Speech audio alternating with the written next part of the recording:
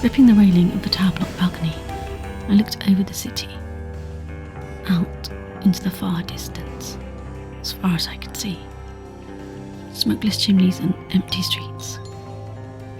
I had a fleeting vision of me stepping off the balcony and falling. No, not now. I wasn't there, just yet.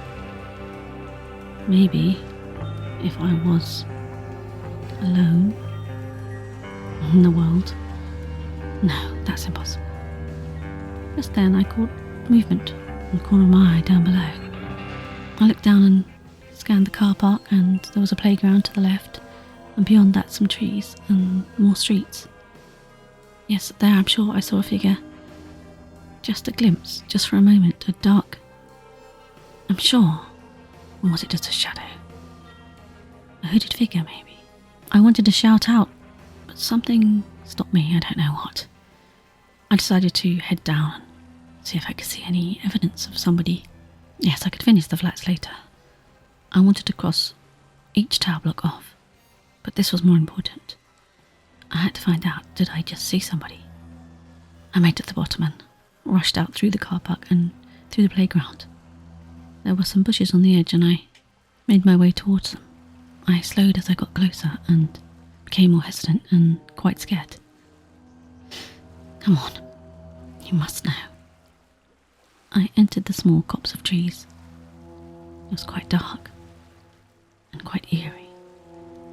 I couldn't see anybody, but I felt... I don't know. I looked around and held my breath and tried to listen, though the wind had picked up and all I could hear was the trees and the leaves. Had that figure been coming from the tower blocks? I decided, for now, to finish off my task for the day, which was knock on every single door in those 3 blocks. I returned to the open apartment and went back onto the balcony. Once again scanned the streets, more carefully this time. Nothing moved. I went back inside and hunted around for a marker pen, some chalk or something. I found a marker pen and began putting crosses on doors, all the ones that I'd knocked on. I didn't find any more open, nor in the first tower block. When I finished that one, on the ground floor by the lift, on the wall, I wrote, "I'm alive. Leave me a message at the library." By the time I finished the 3rd block, it was getting dark, and my adventurous spirit had long since left me. I just wanted to be home, behind my locked door, and safe. On the ride back home, I replayed over and over that moment that I thought I saw someone. By the time I got home, I'd convinced myself it was all my imagination. I was so tired of thinking, just tired. I hopped into the shower and let the hot water wash away the day's disappointment. I don't know, and wondered how long I would have hot water for. And as if by tempting fate, just thinking that, it turned off. I threw on a robe and started flicking switches. No power. I knew it had to come sometime, but I wasn't ready. Why wasn't I ready? Dumb. I had a few scented candles in the bathroom and I took those into the bedroom, lit them and jumped into bed and hid from reality. Just let me sleep. Just let me sleep this away. I felt like I'd only just closed my eyes when it was morning. Early, I think. Still with a hint of darkness. I decided, get up and do something. Make a plan, a list. What do we need to survive? Come on, I've watched all those movies. What do I need? Heat, water, food. Okay, water. Clean water. Well, I'm in the middle of a city, not exactly a local spring anywhere, or river even. Instinct made me pick up my phone to Google, and...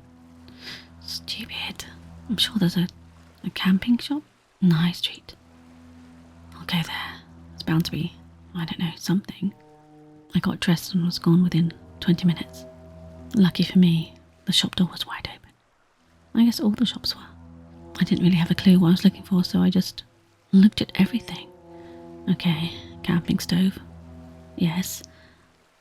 Water purifying tablets. Where would they be? I found some. Brilliant. I took handfuls of packets.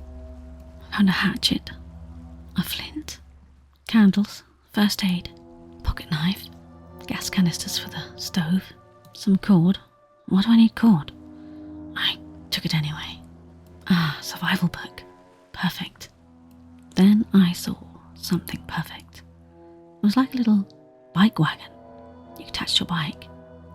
I think it was for more kids to sit in, but perfect. I piled everything in. I also found a first aid book. I guess books are the way to go now. I packed everything into the trailer and took one last look around the shop and realised there was an archway with a door. It said hunting and fishing. So I took a peek. Not that I thought I would have to fish. I'm sure there's plenty of food in the supermarkets. But hunting? Didn't people use guns for hunting? And sure enough, there were actual guns, albeit locked up in glass cases behind a counter. Crazy. Are these actually real guns? I saw what I thought was a shotgun. I wanted it. And, well, I smashed the glass and took it, of course. There were various catalogues, and I flicked through them to see what kind of shot it took. I found the right ones and pocketed quite a few. Then my eyes spied on the wall a very stunning archery bow. Wow, maybe I could be Katniss, girl on fire. How was I kidding? I took it anyway, and as many arrows as I could handle. Quite the haul, I thought. I felt quite pleased with myself as I attached it to my bike. Also, I felt like a thief, which is exactly what I was. Should I have left some money? Oh, don't be silly. I cycled off home, happy with all my ill-gotten gain. The phrase, all the gear, no idea, came to mind. As I reached my home. Sanctuary. Safety. But was it safe? There were other people, which they're bound to be like me. Looting shops probably, at this very moment. Who could quite easily follow me to here. This house wasn't exactly Fort Knox, that's for sure.